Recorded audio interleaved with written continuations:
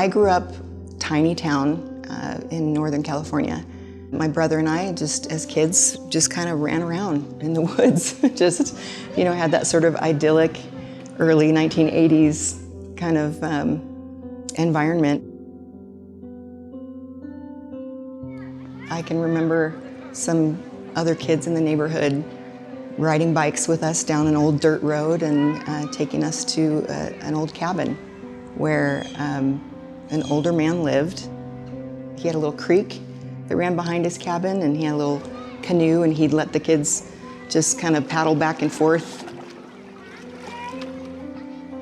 The entire community absolutely loved him. He was one of the very early residents of this little town. Once a week, he would go down to the little place where there'd be country dancing, and he'd dance with all the folks down there and visit, and neighbors would come over and have coffee with him in the morning, and he was very tightly knit into that community. My abuse started very slowly, in very gradual steps.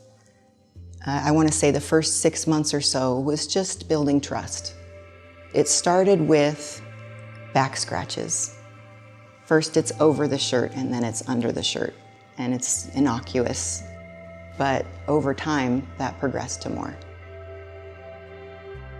After 6 or so months of being the special one and getting all this love and attention, I really felt like I couldn't survive without being part of that. So what I needed to do was compartmentalize, and anything that happened that was icky went into that bucket and put a lid on it. And the rest of the time, we pretended that that bucket didn't exist. You can hear the words, "It's not your fault," and it just rolls off. It makes sense up here, but it doesn't land in here. And that was really rooted deeply, because he was an integral part of my life. Every day I chose to go back, knowing what the cost was. And that is a shame that's very, very difficult to shed.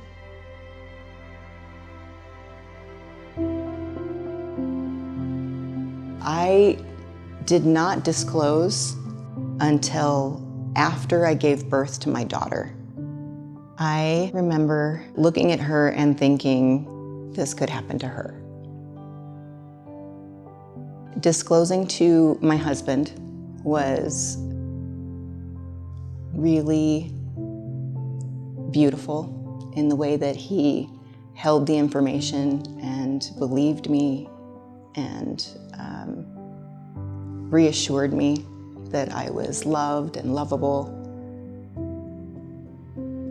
I discovered Saprea because my drive goes right by the Saprea building. And every day I drove past it and thought, what's Saprea? What is that? And one day I just Googled it and went, oh, this looks actually really cool. The very first thing we did at the Saprea retreat, we sat down and smashed a bowl and put it back together, and it was just phenomenal. Pondering my abuse and what broke me, and taking that hammer and smashing that bowl just really landed in my body. Being able to put it back together and decide, do I have the strength to try? Am I okay with it not looking the same?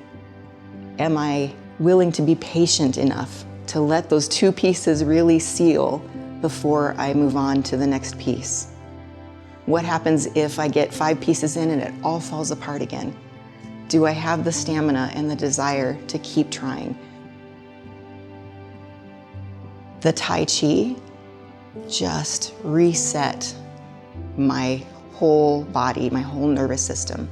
Being able to really slow down and connect with my own energy and the energy around me, and it actually impacts my hobbies such as beekeeping. Working with bees forced me to slow down. Bees have taught me about community, which is another thing that I really learned about at Saprea.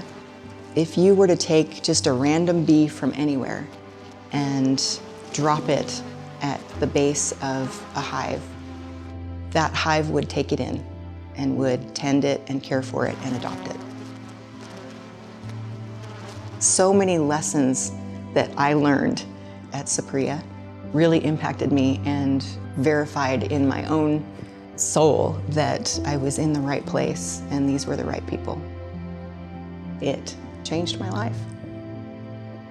It helped facilitate a ripple effect that has not only resulted in my own healing, but in my ability to help countless others.